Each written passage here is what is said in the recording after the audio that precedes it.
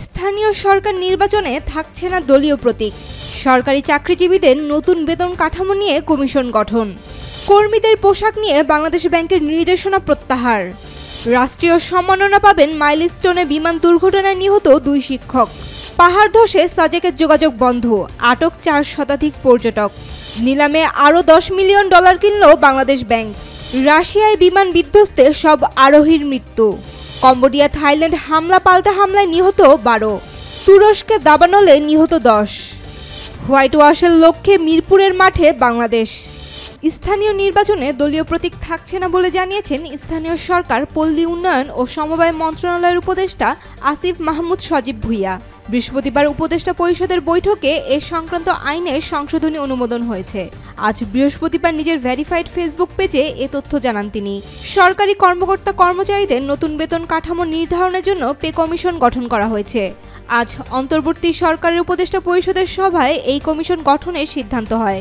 সভায় সভাপতিত্ব করেন প্রধান উপদেষ্টা অধ্যাপক ডক্টর মোহাম্মদ ইউনূস। এই কমিশনের প্রধান করা হয়েছে সাবেক অর্থ সচিব জাকির আহমেদ খানকে।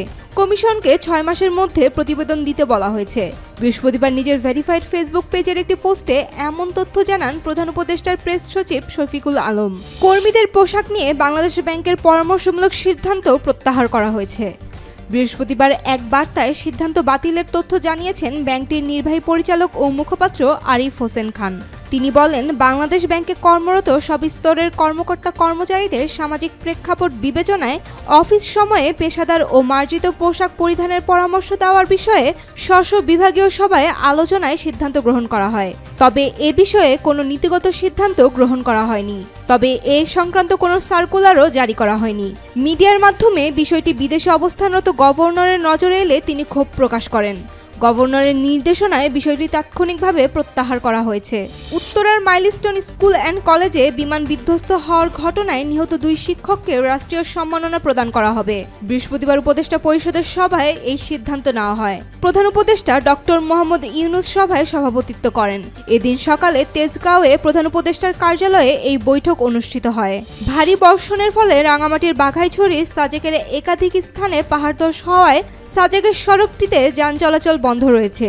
এতে সাজেকে আটকা পড়েছেন 4 শতাধিক পর্যটক। বুধবার দিবাগত রাতে রাঙামাটিতে ভারী বর্ষণে পাহাড় ধসে বন্ধ সড়ক চালুর জন্য কাজ করছে ফায়ার সার্ভিস কর্মীরা। জানা যায়, সড়কের 3টি স্থানে পাহাড়ের মাটি ধসে পড়েছে, সাথে বড় বড় পাথর ও গাছপালা উপড়ে পড়েছে। বাংলাদেশ ব্যাংক বুধবার বাণিজ্যিক ব্যাংকগুলোর থেকে নিলামের মাধ্যমে আরও $10 মিলিয়ন কিনেছে।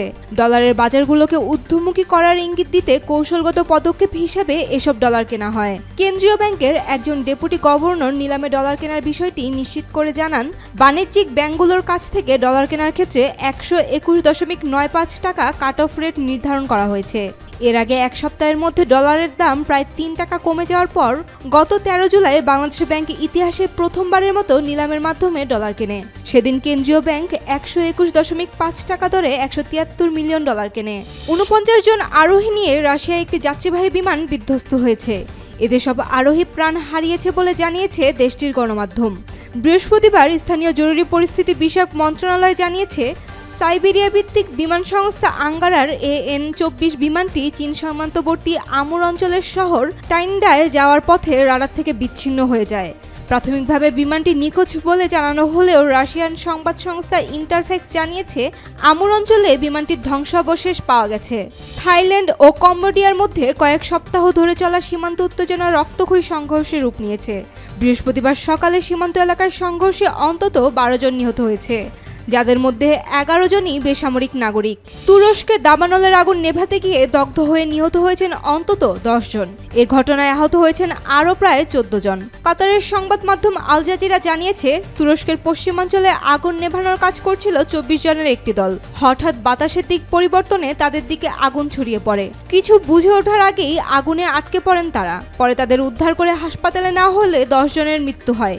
নিহতদের মধ্যে 5 জন বন বিভাগের কর্মী এবং 5 জন স্বেচ্ছাসেবী উদ্ধারকর্মী ছিলেন বলে জানা গেছে। ঘরের মাঠে ফিরতি সিরিজে দারুণ প্রতিশোধ নিয়েছে লিটন দাসের দল। টানা 2টি জয়ে 1 ম্যাচ হাতে রেখেই সিরিজ নিশ্চিত করেছে বাংলাদেশ। সিরিজের শেষ ম্যাচে মুখোমুখি হবে 2 দল। এরই মধ্যে 2 জয়ের সিরিজ নিশ্চিত করে ফেলায় বাংলাদেশের সামনে হোয়াইট ওয়াশ করার হাতছানি। অন্যদিকে বিপর্যস্ত পাকিস্তান ঘুরে দাঁড়িয়ে শেষটা জয়ে রাঙাতে চায়। পাকিস্তানকে হোয়াইট ওয়াশ করার লক্ষ্যে মিরপুর শেরেবাংলা জাতীয় ক্রিকেট স্টেডিয়ামে মাঠে বাংলাদেশ।